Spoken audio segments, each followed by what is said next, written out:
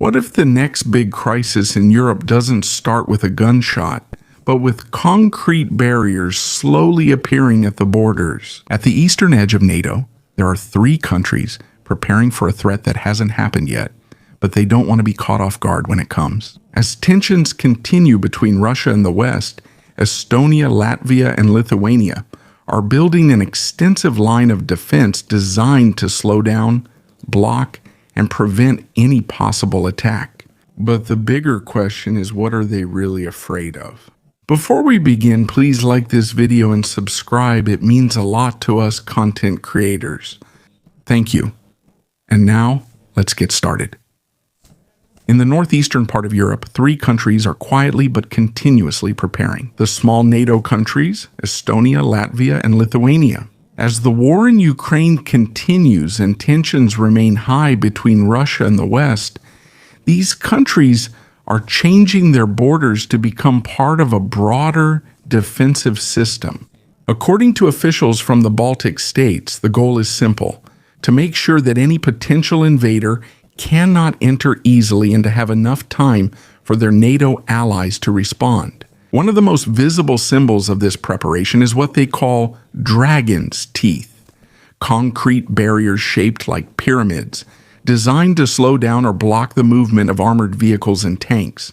Although this type of defense has been used for a long time in military history, it has become important again after Europe saw how heavy armor is used in modern warfare. In Latvia, construction began on parts of the new border fortification project after the agreement of the 3 Baltic states in 2024. Some areas where the defenses will be built were taken by the state for national security, while landowners are being compensated according to government officials. But Latvia is not the only one taking action. In Lithuania, anti-tank obstacles have also been placed in some parts of its border near Kaliningrad, the Russian exclave located between Lithuania and Poland. According to officials from the Lithuanian military, this is part of a broader engineering plan aimed at integrating different types of defenses into a single system. Meanwhile, in Estonia, the construction of barriers, anti-tank ditches, and other infrastructure continues in the eastern part of the country. The goal is not only to prevent the possible entry of military vehicles, but also to strengthen control over the main border crossings. But it's important to understand that this strategy is not based solely on concrete barriers.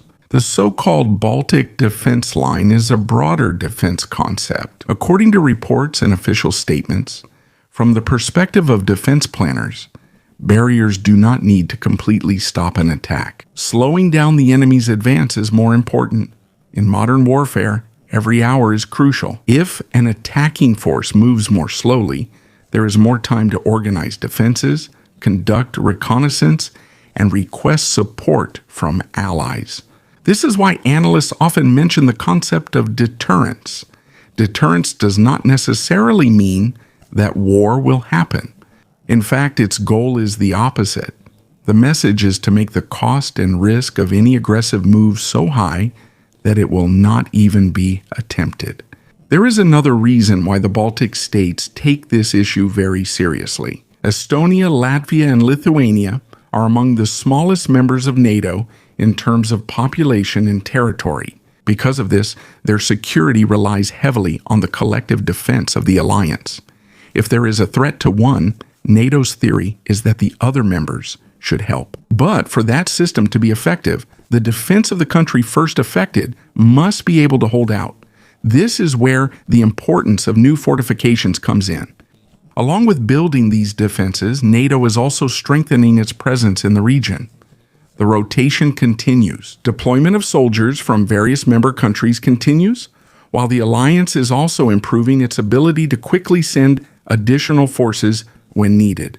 In recent years, the Baltic countries have also increased their military spending. More funds have been allocated for air defense, surveillance systems, intelligence gathering, and the modernization of their armed forces. The new defenses of the Baltic states are not just about physically blocking the enemy. This also includes the use of ground sensors, surveillance systems, observation towers, and reconnaissance drones that provide real-time information to military command centers. On the modern battlefield, the country that first detects enemy movement usually has a significant advantage. This is the reason why the Baltic defense line should not be seen as simply a series of concrete barriers. It is an integrated defense network that connects engineering, intelligence, and rapid military response. And it's clear that this is not a temporary project. NATO has long been studying the vulnerabilities of the Baltic region. Estonia, Latvia, and Lithuania have limited strategic depth compared to the larger countries of Europe. In other words, there is little room to retreat in the event of a large-scale crisis. Because of this, their defense strategy focuses on deterrence, delaying, and rapid coordination with allies. There's another important reason why anti-tank barriers like Dragon's Teeth have become popular again. For many years, there have been analysts who believe that this type of defense is outdated because of the rise of precision missiles, drones, and modern air power. But the war in Ukraine has shown that tanks, armored vehicles, and large mechanized assaults remain an important part of ground operations. When concrete barriers, anti-tank obstacles, ditches, minefields, and precision weapons are combined, it becomes much harder for any attacking force to quickly break through the defense. But for NATO, barriers alone are not enough. In late May 2026, Reuters reported that the alliance would add another core-level command structure for the defense of Estonia and Latvia. According to joint statements from Germany and the Netherlands, the 1st German-Netherlands Corps based in Munster will play a larger role in coordinating NATO forces in the region. The goal is to strengthen the alliance's ability to quickly deploy and organize troops in the event of an emergency. According to an official who spoke with Reuters, the aim is to deliver what is called mass at speed to the eastern part of NATO. It's important to understand that the Corps headquarters is not simply additional soldiers. Its true value lies in its ability to plan, coordinate, and manage large military formations from different NATO member countries. In times of crisis, having many soldiers is not enough. They also need to be mobilized quickly and sent to the right place at the right time. This is why many defense analysts see this new step as part of a broader change in Europe's defense after Russia's invasion of Ukraine in 2022. As NATO's preparations intensify, the exchange of accusations between Russia and the Baltic countries is also escalating. In May 2026, several Russian officials issued statements claiming that Ukraine was using Latvian territory as part of drone operations against Russia.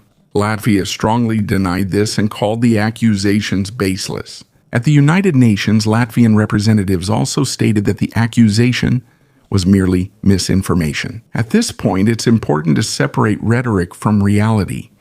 There are many strong statements coming from both sides. But what's more important to observe are the concrete steps being taken on the ground. And what we see now in the Baltic region is clear. More fortifications, more surveillance systems, more military exercises, closer coordination within NATO. This does not mean that a war is imminent. But it shows how much the security landscape of Europe has changed in the past few years. In Latvia, these drone incidents have become a major political issue. After the successive drone incursions and an incident that affected an oil storage facility in May, Prime Minister Ivica Selina was forced to resign, while Defense Minister Andres Pruds had already left his post earlier. The issue has become a symbol of the broader debate about the country's preparedness against new types of threats. At the same time, Lithuania also experienced one of the biggest security alerts in its history since joining NATO. In May 2026, authorities issued an emergency warning after a drone entered the country's airspace. According to reports, some high-ranking officials were temporarily evacuated to a safer location, while residents of Vilnius were advised to seek shelter as a precaution. For many citizens of the Baltic region, these incidents are a reminder of how close the effects of the war in Ukraine are to their own borders. But there is another development that security analysts are talking about even more. In May 2026, Vladimir Putin signed a law granting the Russian president the power to use armed force to protect Russian citizens facing legal action or prosecution in other countries. According to the official text of the law, the decision to use military force rests with the President of Russia. It is important to note that different sides have varying interpretations of this law. According to Moscow, its aim is to protect Russian citizens against what they consider to be unjust persecution in other countries. However, according to some analysts and officials in Eastern Europe, this raises concerns because it could be used as a legal basis for more aggressive actions outside of Russia. This is also the reason why concerns are growing even more in countries with large Russian-speaking populations, including Estonia and Latvia. Despite all the defenses being built in the Baltic region, there is one question that continues to trouble European strategists. Are these preparations enough in case tensions between NATO and Russia escalate further? In early 2026, several defense analysts and think tanks published various studies about the possible outcome of a crisis in the Baltic region. These included simulations and war game scenarios that tried to estimate how quickly a large-scale confrontation could develop. But it's important to note that these kinds of studies are not predictions of the future. These are just analyses based on particular assumptions and hypothetical situations.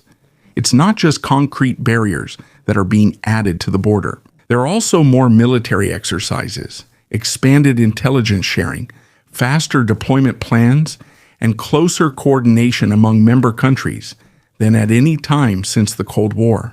From NATO's perspective, the most effective way to prevent war is to make sure that no one thinks it can be easily won. This is also the reason why the alliance's presence in Eastern Europe continues to grow stronger. From multinational battle groups to new command structures, it's clear that NATO is trying to demonstrate its ability to respond quickly in case of an emergency. Meanwhile, for Russia, a large portion of its military resources remains focused on the ongoing war in Ukraine. More than 4 years after the full-scale invasion began in 2022, the war continues to affect Moscow's economy, manpower, and strategic planning. But a low probability does not mean impossible. And in the field of national security, governments do not prepare for the best-case scenario. They prepare for the worst possible scenario.